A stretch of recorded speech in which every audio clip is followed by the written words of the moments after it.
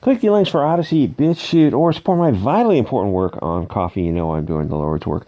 So I saw this manga article on CBR. They're apparently unable to keep their stock on shelves because demand is so high. Gosh, what a weird experience to have something that people really, really want. They say because of the Wu flu lockdown that people were focused on entertainment. So great. How did American comics do? I'm sure that they were also flying off the shelves. Business was probably just booming. American comics are blaming people who are sailing the high seas, except that that doesn't seem to affect manga. I think the difference is the Japanese stuff is good, so people read it for free, then they decide to go out and get it because they want the actual thing itself. Or maybe they just want to support the people who are putting something good into their hands. Because, you know, if you support something, you're going to get more of it. Where American comics are fundamentally flawed. They are a defective product that cannot be made safe. So people just don't buy them. They might read them, laugh at them, but there's no way in hell they're spending $4 on whatever the mainstream is putting out now. Like the top 100 mainstream comics are just crap. Mainstream, not Comicsgate.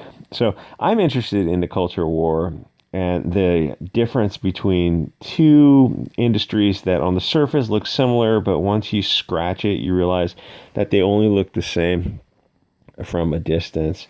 An example was I was in the chat of a left-wing comic show. I think his title is Word Balloon. And the guy's been on the air for a few years. And he's got not a very big channel, but he also has access to all these huge names. Everybody who's in comics feels comfortable going on his channel, but he still doesn't have a whole lot of interaction. They go on the channel, they feel comfortable because he gives the most softball interviews. And I'm not saying he's a shill, because a shill is someone who doesn't believe what they're saying. I think he gives these softball interviews because he really legitimately does just love all the crap that he's being fed. So he's going to get like Mark Waid and all these other Ron Marzes on there. But I was in one chat listening to an interview, and Nerdette and I were the only two people who were in the chat. I think the guy was interviewing Ron Marz to push his crowd-funded campaign in his new website. So we were just talking to each other in the chat. We're the only two people there. So she asked me if I was going to back it, and I said no because Ron blocked me on Twitter a long time ago. That's one of the basic facets of the American mainstream comics. Is like, oh, you blocked me on Twitter. Why would I support you? That's it. That's it. That's the whole thing. It's like, oh, yeah, I guess that does make sense. Yeah, I can see how you might be offended by that. Now multiply me by thousands of people who were also blocked because they followed Bounding into Comics. So how well is Ron's comic doing? Whatever the number is that it ends up as, it would have done better if he didn't act like a child, which is funny because he's like 60 years old. People in Comicsgate mostly are fine that the mainstream is left-wing as long as the product is good and that they are treated with respect. But then without respect, that kind of sucks the enjoyment out of comics, which is what the Brightwisers and some others associated with Comicsgate have had to learn. So why would you insult the customers? I don't know. I can't wrap my head around it. If you're a public figure, it's better to ignore hot issues. As Michael Jordan says, everyone buys shoes. Ron Marz has got this crowdfunding comic that he built a website for, which is also a little bit weird. If you're a huge name with a following of people who got some enthusiasm for you, that makes sense because you will take them off the platform, the social media platform, onto this other platform. But Ron isn't that guy, and he's also a huge asshole, which is why it's very slow going for Zoop. He'd be better off on Kickstarter so he could get discovery. He's got 34,000 Twitter followers and 140 backers, and I actually thought he would have 10 times as many by now. I didn't realize that so many people knew what a giant douchebag he is. His backers are coming from his social media, and people follow him because he's in the industry, not because they like him or his stuff. That And SJWs are also following other SJWs because they're waiting for a moment when they screw up and they can pounce and get some dopamine by stabbing them figuratively in the back. That and the cover of his comic has two androgynous zers on it, so it's absolutely not visually compelling. Rock is cock. You got to have some style. You should have had a guy holding a sword and a sexy girl in the some slave costume at his feet looking up at him. You know, the brass bikinis go a long way.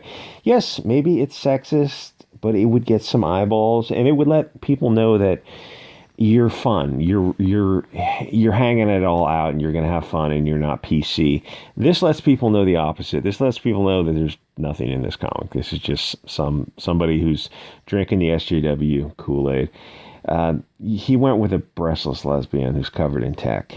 That's why you're at $13,000 and not at a high. I honestly thought he'd be at like $200,000 easy. He's a very far left-wing guy, and he's angry, and he seemed to have forgot that, dude, you're in sales. The other Zer is not even looking at the camera. So your tweet pushing this comic has 2 responses, and it's been up for a couple of weeks now. Because you're an intolerant asshole. Whatever happened to the old adage that reasonable adults may disagree without being disagreeable? But Trump is literally... No, he's not. And it doesn't matter even if he was. He's gone. He can't hurt you anymore.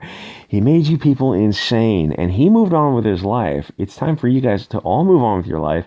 And some of these SJWs are going to need therapy if they're not already in it. They should be. And possibly medication for some of them. I think their brains are fractured in 2016. They got Biden. They won, sort of, right? You guys won. Aren't you happy? Like, you won, and all someone who's got cognitive impairment. And yeah, the country's headed for a depression and civil war. The depression? Yeah. Civil war, is that a bit hyperbolic? No, not really. Countries on Earth have had a history of wars. It's only a matter of time. Yes, it's probably going to be a civil war. Stock up on white rice, because it has a very long shelf life. And freedom pellets for your Liberty device. So anyway, Ron is headed for this crashing industry, and he's bragging about Twitter fights. Imagine if all these Mark Wayes and Ron Marzes of the world, if they went down a different pathway towards tolerating diversity of thought, and they just, Comicsgate come out, they wish them well. They said, we don't see eye to eye, but hey, you guys do your thing. Wish you well. It's a tough industry. Maybe we can do some interviews together and talk about our similarities, not our differences. What if adults acted like adults? That is inconceivable. And to be fair, some of our guys have acted like jackasses also. I won't name any names. Because a lot of left-wing people are totally addicted to social media. But Ron is learning that a follower count doesn't guarantee sales. His goal is only $18,000, so I'm sure he'll get there, and he was probably going to get beyond. But even so, he's going to do a story for much less than he would have made if he was just a nicer guy. He's a known name that is probably going to hit $30,000, which is what an unknown guy called Clint Stoker did with Downcast.